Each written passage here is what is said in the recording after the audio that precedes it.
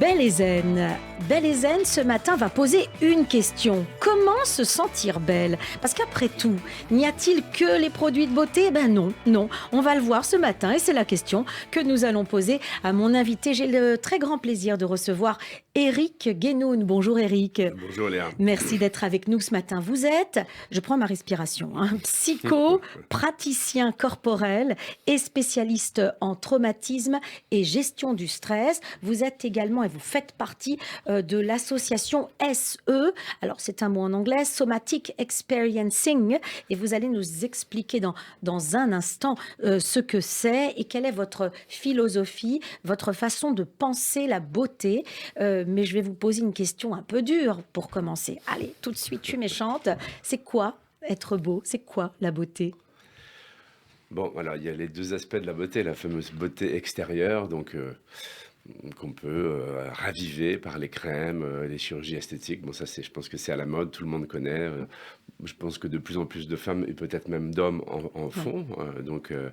Voilà, donc ça, c'est une forme de beauté plutôt plastique. Et puis, il y a la fameuse beauté intérieure. Mhm. Là, c'est plus mon domaine. Ouais.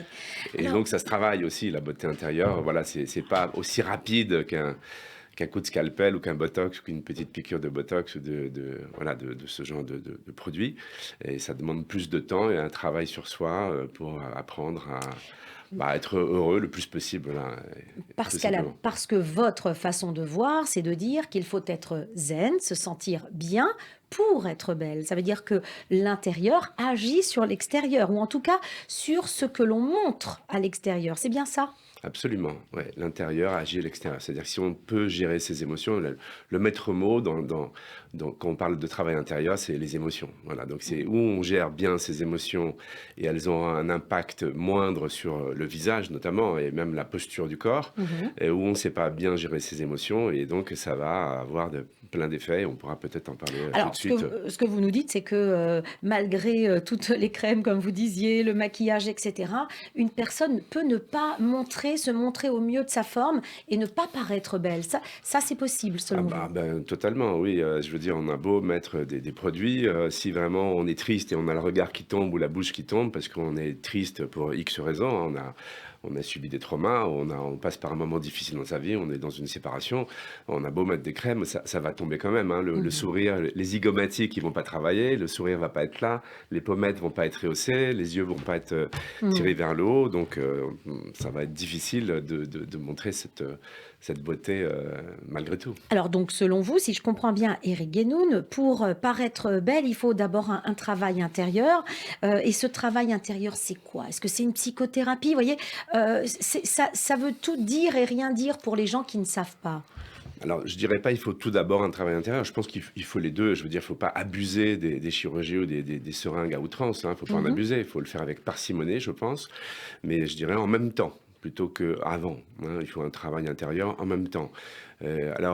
Oui, c'est une bonne question. C'est quoi ce travail intérieur? Alors, ça dépend des personnes. Si c'est des personnes qui sont un peu stressées, on peut leur enseigner à faire, ou elles peuvent faire du yoga, des pratiques respiratoires. Il y a plein de formules, de la cohérence cardiaque, enfin bon, il y a plein de types, de types possibles de respiration. Moi, je pense que la respiration, c'est vraiment central pour gérer le stress et la tension musculaire. Donc, l'idée, c'est de se détendre. Et plus on est détendu, mieux on respire. Mieux on respire, plus on a d'énergie.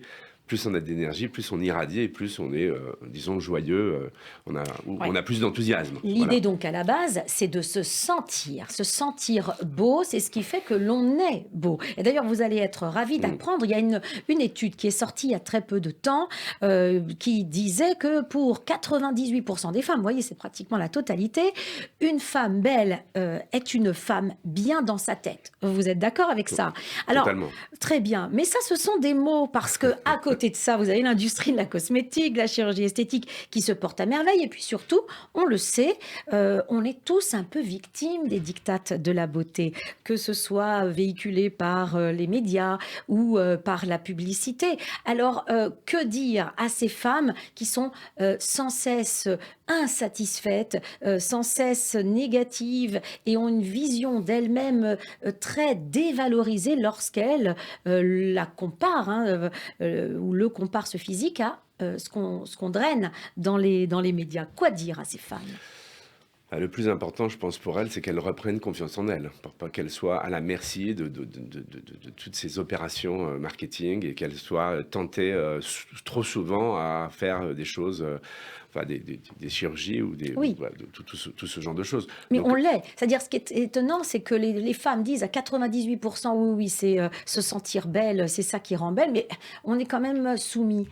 C'est difficile. bah, ça passe par ce genre de pédagogie, d'information. Il faut que les femmes et les hommes aussi sachent que on peut se travailler. Alors, ça ne demande pas des efforts. Je vous le disais tout à l'heure, Mhm. si on est un peu stressé, après, c'est vrai que ça dépend des traumatismes qu'on a dans la vie. On peut avoir vraiment une faible estime de soi ou très peu de confiance en soi. Et là, on est en proie à la merci de ces industries. Ça, Ouais. c'est évident. Mhm. Donc, et je dirais à ces femmes-là, donc peu ou prou, bah, où on fait un travail en psychothérapie parce qu'on a vraiment une estime de soi vraiment très dégradée. Et donc, il faut la rehausser. Et donc, ça veut dire qu'on a des traumas, des traumatismes d'attachement, des problématiques diverses et variées. Mhm. Et sinon, au minimum, on fait du sport ou du yoga ou de la respiration, Oui. un peu de méditation, peut-être un peu de pleine conscience. Donc maintenant, c'est un peu à la mode. Mhm. Et donc, c'est vraiment c'est des pratiques qui vont permettre à ces femmes d'être mieux dans leur peau, donc avoir plus confiance en elles, à moindre coût, je dirais. Enfin, Oui, en fait, sans entreprendre des longs travaux thérapeutiques. voilà,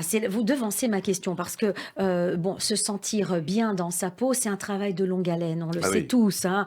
ouais. Bon, mais et là vous nous dites que il y a non, bah, il y a des techniques, il y a des astuces, des trucs ou peut-être d'autres expériences à vivre qui sont plutôt de court terme et qui permettent de mieux se sentir dans sa peau et de Alors, s'apprécier. c'est compliqué de dire ça hein, de court terme parce que je pense que dans une société comme la nôtre, hyper active, hyper stressante, dire qu'on va faire ça un mois et après qu'on va arrêter, On je- veut tous un bouton sur ouais, lequel on appuie. Non, je pense que c'est c'est se pas. leurrer, non, c'est donner des illusions aux gens. Je vais D'accord. pas en donner je vais pas donner des illusions aux gens. Donc, Mhm. je pense pas que ce soit du court terme, mais je pense que c'est quelque chose qui est moins, peut-être moins pénible, même si aujourd'hui les psychothérapies, on a appris, notamment avec la somatic experiencing, à être plus doux. Mhm. Et donc, c'est pas, on peut ramener des émotions chez les gens, et donc ça devient gérable. C'est pas pénible, c'est pas à l'horreur d'aller voir un psychothérapeute. Ça peut même être agréable, et au contraire, on peut même avoir des belles surprises, et puis se booster, et donc gagner confiance en soi. Donc, on a des moments incroyables en Mhm. psychothérapie aussi, donc faut pas exagérer. Alors, Mais donc, c'est ouais. pour ça, je veux dire que si par exemple on fait du yoga ou des pratiques de respiration dans un environnement stressant, puisque bah, Paris et puis les grandes villes en général, c'est plutôt stressant, Mhm. c'est la cavalerie ou la cavalcade toute la journée. Absolument. Et donc, il faut prendre des pauses, il faut avoir des petites astuces dans la journée pour pouvoir gérer ce stress. Mhm. Voilà, donc Alors là, c'est... peut-être que ça, c'est un des éléments. J'allais vous demander Hmm. quels sont ces obstacles finalement. Qu'est-ce qui nous empêche, les pièges aussi dans lesquels on tombe dans son quotidien et qui fait que bah, finalement, peu à peu, ça peut venir aussi très lentement, Hmm. on se déprécie jusqu'à arriver à une sorte, peut-être pas de dépression, mais à un Hmm. état Hmm. vraiment de mal-être qui fait Hmm. que quoi que l'on fasse, on se sente mal et que finalement, là, on en arrive à ne pas trouver, à se trouver beau et ne pas paraître beau, du coup. Quels sont ces pièges? Bah, les pièges, c'est ce qu'on appelle le stress chronique. Donc, c'est le fait Oui, d'être trop dans sa tête, oui. trop sédentaire, et donc pas être assez dans son corps, à l'écoute de son corps. Voilà, c'est ça le piège. Qu'est-ce que vous leur dites aux femmes et aux hommes qui viennent vous voir dans votre cabinet, hein, puisque vous êtes thérapeute psychocorporel? Qu'est-ce que vous leur dites? Comment vous les abordez dès la première rencontre pour améliorer cet état de fait? Ah, bien sûr, alors bon, eh bien, évidemment, on va parler de leurs problèmes, leurs problématiques, pourquoi ils sont là, évidemment, mais je leur dis tout de suite que le principal dans la vie d'une personne, je trouve, c'est bah, les relations, évidemment, les relations humaines, et puis ce qu'on appelle les ressources. Donc les ressources, c'est les activités qu'on fait qui nous donnent du plaisir. Donc il faut au maximum possible avoir des moments à nous où on peut se ressourcer. Donc la ressource, ça amène de la détente, ça amène un relâchement neuromusculaire, de la détente, du bien-être. Et donc il faut se connaître, il faut savoir quelles sont nos ressources propres à chacun Mhm. pour pouvoir les appliquer dans la journée et dans la semaine, pour pouvoir supporter le stress dont on parlait tout à l'heure et donc être mieux dans sa peau, mieux dans son corps et donc être plus beau, se sentir mieux, avoir plus confiance en soi, etc. Donc clairement, vous nous dites, le corps influence, hein, entraîne l'esprit, c'est ça ce que vous nous dites? Totalement. Totalement, mais c'était très étonnant, c'est-à-dire c'est pas l'inverse, c'est Bah, dans les l deux, en fait, ah, ça marche dans les deux sens. ouais, Donc, si on a des idées négatives ou des images négatives, ça va tout de suite influencer le corps. L'esprit d'accord. a un pouvoir Il y extrêmement. a un Il y aller-retour a un entre aller-retour, l'esprit et c'est le corps, ouais. une voie à double main, si Mmh. je peux dire. Mmh. Et donc, il y a un aller-retour entre l'esprit et le corps. Donc, des images négatives vont provoquer du stress. C'est pour ça qu'en thérapie, dans le genre de thérapie que je fais, on utilise aussi beaucoup les visualisations. Si on amène des images positives et que la personne n'est pas trop stressée, elle va théoriquement, avec un peu de temps, se détendre, mieux respirer, etc. Ça va favoriser des réactions physiologiques Mmh. positives. En fait, vous utilisez tous les outils, Tous hein, les outils. l'outil corporel, c'est, donc différentes activités qui vont, q dans un premier temps, on ne voit pas le lien, hein, parce que si vous dites aux gens: «Bah, allez à la piscine et cetera, ça va améliorer votre estime, l'estime de soi que vous avez», ça, c'est pas évident pour les gens, hein. Mais je l'ai fait. Mais c'est bon? C'est C'est une bon. bonne technique? Évidemment que c'est bon. Moi, je les encourage beaucoup à faire des choses en dehors du cabinet, entre séances, dans C'est l'entre-séance. ça. Ah bah oui, je leur donne des exercices à faire. Après, c'est pas, on va pas taper sur les doigts s'ils n'ont pas fait leurs exercices, mais en tout cas, je les encourage beaucoup à faire certaines choses. Et moi, comme je fais du yoga et que je trouve que l'étirement musculaire est quelque chose d'important pour amplifier, l'idée, c'est de revenir à une respiration profonde et stable Mmh.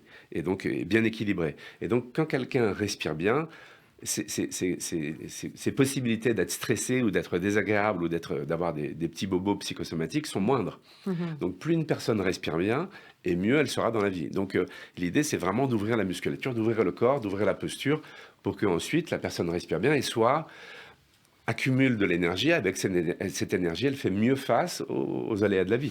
C'est ça l'idée. La technique dont vous nous parlez, Oui. est-ce que c'est une technique qui existe depuis longtemps en France? Alors en France, de mémoire, elle a commencé en 2007. Ah oui, donc c'est vraiment très, très C'est jeune. assez récent. Mais aux États-Unis, elle a commencé à la fin des années 70. Mmh. Donc, Donc on avait déjà la sensation et la connaissance de cette, j'imagine que c'est quand même quelque chose qui nous vient d'Asie ou qui vient de culture orientale plutôt? alors non, Non? la somatic experiencing, elle vient des États-Unis. D'accord, Elle- mais plus de façon plus lointaine, Bon, heu je les pense que cultures, orientales sont peut-être plus ouvertes à l'écoute du corps, non? oui, je pense que oui, bah, parce que le yoga, ça existe depuis 5000 ans. Ouais. Hein. Le yoga, les techniques de respiration, tous ceux qui ont travaillé en Occident avec des techniques corporelles ou de respiration, bah, se sont largement influencés de l'Asie qui pratique ça, la méditation depuis Mmh. 2500 ans, 3000 ans, 5000 ans. Donc c'est sûr que Ouais. l'inspiration vient de là. Oui, donc voilà, c'est quand même quelque chose d'assez, nouveau, hein, pour la France. On n'est pas juste obligé de parler à un psychologue, et des heures, mais on a aussi, enfin on le fait, mais on a aussi ces techniques qui vont permettre, de se sentir finalement, travailler sur le corps, c'est travailler sur son existence, sur le fait, que l'on se prête, une existence et qu'on est là finalement. On s'accorde, j'imagine que c'est un petit peu ça l'idée, non? Bah, le Ouais, corps, c'est trouver sa place dans le monde. c'est Donc, ça. la place, la posture, ce qu'on dégage. Donc, Mmh. c'est extrêmement important. Le langage corporel, aujourd'hui, tous les coachs travaillent beaucoup, même en politique, on travaille beaucoup sur le langage corporel. C'est pas que juste le contenu du langage, mais comment il le dit, avec quel ton de voix. Donc, la posture est extrêmement importante. La posture qui fait, c'est-à-dire la posture d'une personne, vous en dit long sur la personne vous-même? Évidemment, Mmh. évidemment. Alors justement, puisqu'on est dans Belle et Zen, est-ce qu'il y a, des postures ou de certaines personnes qui vous parlent et qui vous disent: «Tiens, cette personne, oui, cette personne, est belle» ou «Cette personne se sent belle»? Bah, c'est l'alignement, hein. Le maître mot, c'est l'alignement. Une personne qui est avachie sur elle-même, qui a les épaules renfermées sur le cœur, qui est avachie sur elle-même, C'est pas une personne, elle a beau avoir un joli visage, bon, c'est déjà pas mal, peut-être qu'elle se traite, elle a un joli visage, mais elle va pas dégager une aura ou un charisme Mhm. que pourrait avoir une personne qui est bien alignée. Mhm. Quand on va voir un psychopraticien, je prends ma respiration à chaque fois Mmh. pour dire ça, comme vous par exemple, il faut combien de séances en général pour sentir déjà l'amélioration en soi? Ça va assez vite, mais ça dépend des traumatismes, de la profondeur des traumatismes. Mais moi, comme je travaille dans le corps et que donc j'aide mes patients et même en séance à les étirer, donc je les fais s'étirer en séance ou je les fais beaucoup respirer. Et donc, assez vite, ils peuvent ressentir les bienfaits du travail. Mhm. Après, pour travailler sur le caractère et les traumatismes, si c'est des traumas complexes et des traumas d'attachement, on pourra peut-être définir ce que c'est après. Mhm. Là, ça va être des nœuds et des nœuds. Donc, quand il y a des nœuds et des nœuds et des nœuds, c'est une pelote de laine, bah, on prend les nœuds et on les défait un à un. Donc là, Oui, ça peut prendre évidemment beaucoup plus de temps, oui, tout bien sûr. dépend de la personne, tout Tout dépend dépend de la de, personne bien et sûr. Mais dès la première fois, déjà, lorsqu'on change son mode de vie, ça change le regard sur soi, j'imagine aussi. ah bah, bien sûr, oui, ça va commencer à se distiller à l'intérieur de Bousculer. soi, voilà, ça va se faire petit à petit et la personne va se sentir un peu mieux ou va mieux dormir ou va avoir un peu plus d'énergie et donc elle va nous le dire, Mhm. elle va me le dire et donc c'est très bien, on l'encourage à continuer dans ce sens-là. Tout cela pour être zen et pour donc se sentir belle. Merci infiniment, Eric Guénoun. Je rappelle que vous êtes thérapeute psychocorporel. Vous avez votre cabinet à Paris, dans le 17e, 44 boulevard Gouvion-Saint-Cyr. Votre numéro 06 09 34 82 52. Je répète, 06 09 34 82 52 pour vous contacter et pour tenter d'être zen, hein, finalement. J'allais dire, heureusement en tout cas. Merci infiniment d'être venu nous voir et à très bientôt sur notre antenne Merci sur Léa. Radio J. À bientôt. Au revoir.